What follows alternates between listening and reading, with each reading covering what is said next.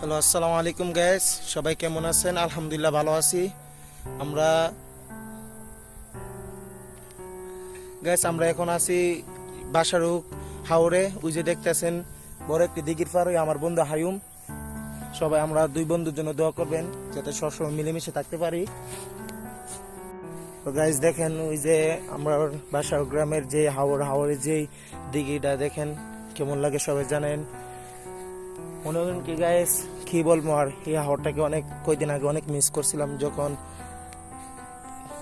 দেশের বাইরে চলে গেছিলাম। আলহামদুলিল্লাহ এখন হাওরে ফিরে আসছে, অনেক আনন্দ লাগতেছে।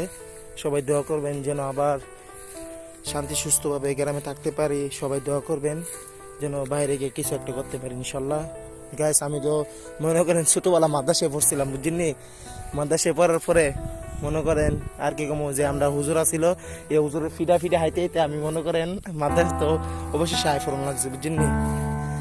আর কি মাদ্রাসা জীবন শেষ করলাম, মাদ্রাসা লাইফ শেষ করে বেকার অবস্থায় আছি। সবাই দোয়া করবেন, বিদেশের আইন দিছি বাইরের সৌদি আরবের, সবাই দোয়া করবেন যাতে আইনটা হয়ে যায়। দেফর আল্লাহ বাসাইলে। ওই যে দেখেন আমাদের গ্রামে যে হাওরটা দেখেন কত সুন্দর, দৃশ্যগুলো দেখেন দেখার মতো। গাইস দেখেন